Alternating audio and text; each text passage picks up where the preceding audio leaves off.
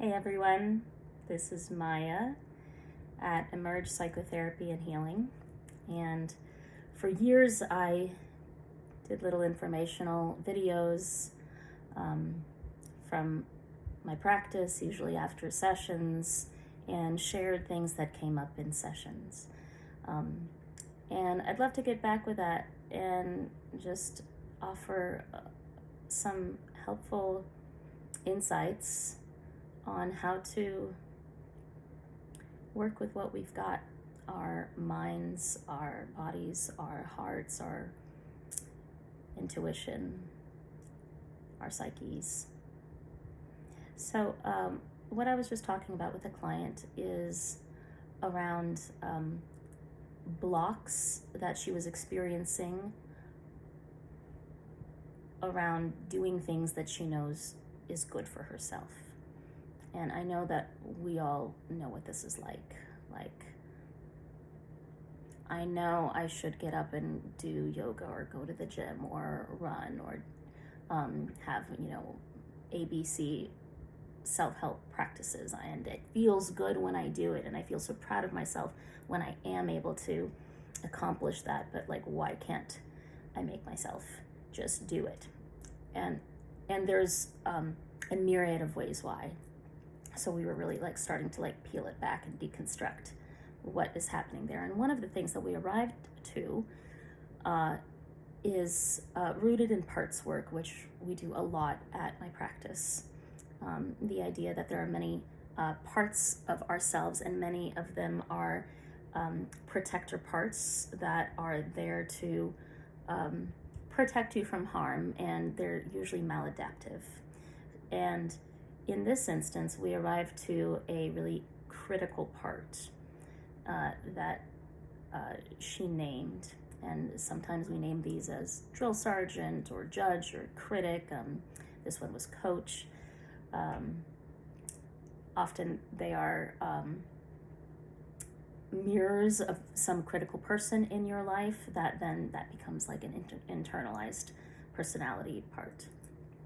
And what was going on was whenever she wasn't meeting the goal, this part would get really aggressive and would berate her about not doing the thing that she was supposed to do. And it triggered just a sense of shame and worthlessness and feeling really small, and it all felt really heavy. So then she just was less likely to want to engage in that activity that really should just be enjoyable. And then that part would get even louder because then she was avoiding the activity even more, and it became this loop till where the activity felt so far away and she felt so disconnected that it just doesn't even feel like it's an accessible thing anymore. And one thing that we talked about is really catching it at the first thought. And I shared that it starts with the thoughts. Like, what are the kinds of thoughts that come up when you know the coach is around? And those thoughts will trigger a belief. And that belief will trigger an emotion. And that emotion will be grounded in the body and will have sensations.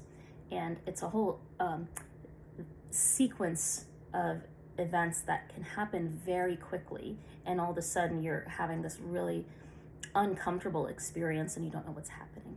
So seeing if you can catch the first thought that is like a critical one or an unkind thought before it turns into much deeper somatic, full-bodied experiences. I'll give you an example of the sequence. It could be a thought such as, why aren't you getting up and going to do this thing that you said you were going to do? And then it triggers a belief of, you never follow through with anything. And that belief triggers an emotion of shame or guilt. And the physical feeling might be like this collapsed energy, or feeling small, or tensing up and bracing.